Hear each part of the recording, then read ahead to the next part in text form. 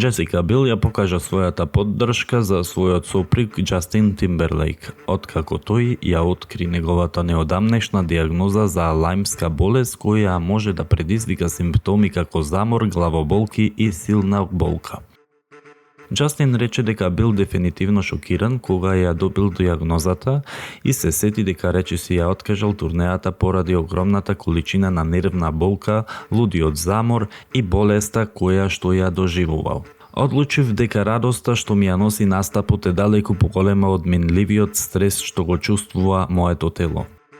43 годишната Бил ја споделила својата објава на Тимберлейк на Инстаграм со неговата објава преку нејзината лична Инстаграм приказна на 31 јули.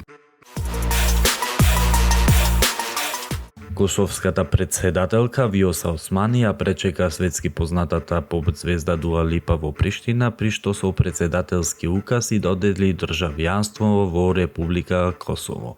Во објавата на својот Facebook профил вчера Османи рече дека тоа е посебна чест на земјата, нагласувајќи дека пејачката е една од најважните културни и уметнички личности во историјата на Косово.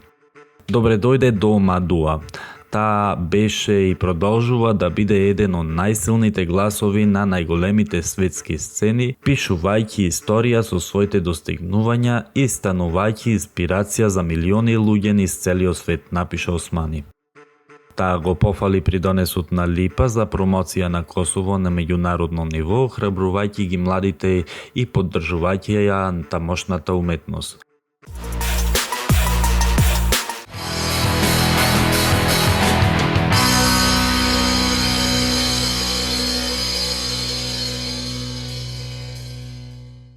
Галичник филм фестивал го најавува своето 6-то издание, кое ова лето ќе донесе 35 внимателно одбрани филмови од целиот свет во Галичник.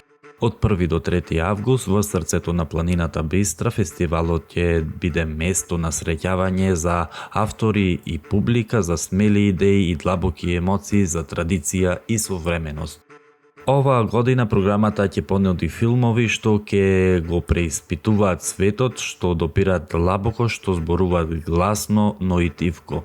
Галичник не е само локација, тоа е став, историја и инспирација што се прелива на големото платно, вели директорката на фестивалот Јана Пауноска.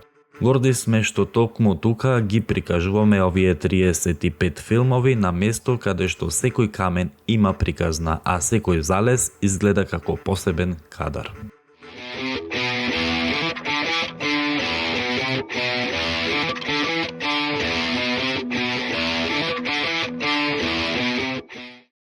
Со вечерна интернационална музика и игра, исполнета со прекрасна музика и изведби на платото на Офицерскиот дом, синоќа свечено беше затворено 55-тото издание на фестивалот Илинденски денови, кој како значајна традиционална манифестација и ова година беше дел од програмата на Битолското културно лето Битфест.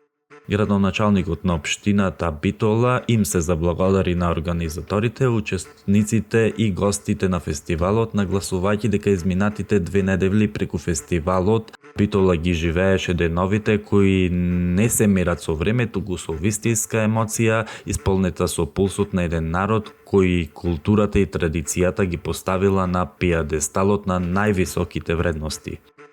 Боите, звуците и душата на светскиот фолклор одекнаа од најпрепознатливите агли на нашиот град, сцената, почнувајќи од старата чаршија, плоштадот Магнолија преку Широк сокок па се до Офицерскиот дом. Од чекорот на орото, преку шевот на носијата, погледот на младите кои ги учат песните и играта на предците, бројните работилници и едукативни средби, покажавме дека во Битола фолклорот е жив, длабок, со топол ритам што трае, но и вистински мост што ги поврзува генерациите и народите.